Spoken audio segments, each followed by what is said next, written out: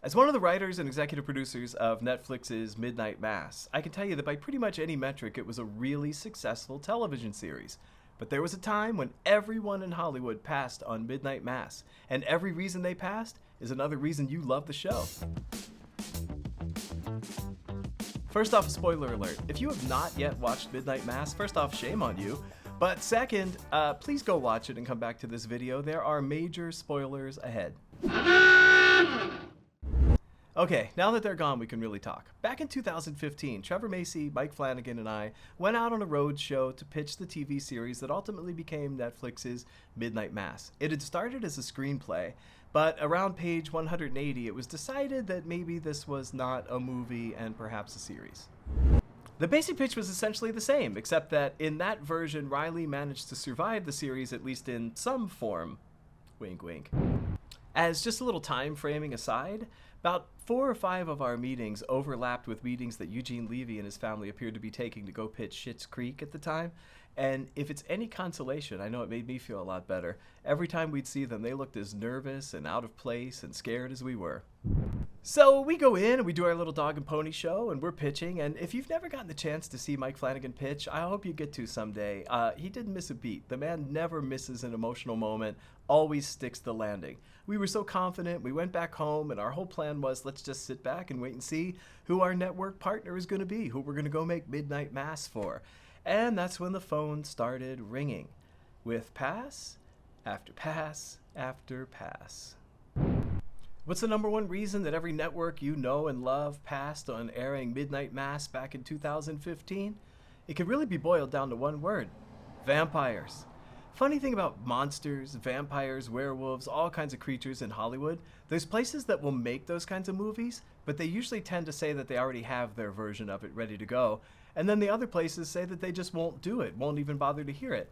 Although I've always secretly suspected that what that really means is we're waiting for the one that we actually really love. What's another reason that Midnight Mass was passed on by pretty much everybody in town? For a lot of people who heard the pitch, it came down to the lead. Riley was seen as unsympathetic. He'd had a DUI, he'd caused a manslaughter, a death of an innocent person, and he was in prison where a lot of people seemed to feel like he belonged. Even Riley didn't seem to like himself all that much, and not having a cuddly lead that you could relate to really cut into the chances of that pitch succeeding. So what's one final reason why you didn't get to see Midnight Mass way back in 2016? Well, for a lot of the people who heard the pitch, it came down to the slow burn reveals.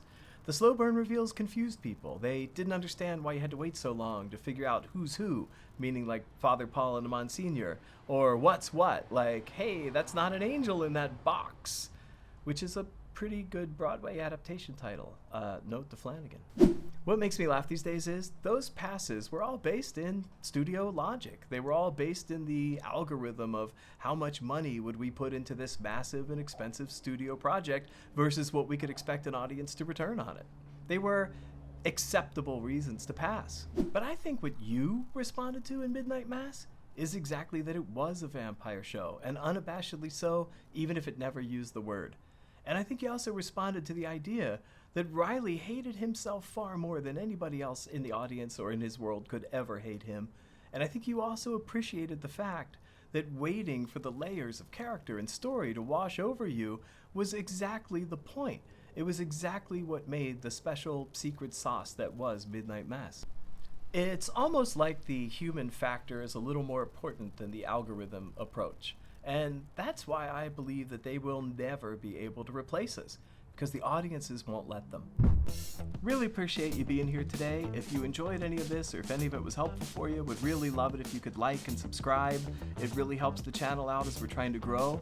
We're trying to build a free, unlimited resource for screenwriters, tips, tricks, techniques, and actual live demos, all right here for free. We also have our Jeff Howard sessions, which are classes and programs and reads and consults, the information for which is available in the links down below. Hope to see you there sometime. Really enjoy being here. Thanks a lot and good luck to all of us.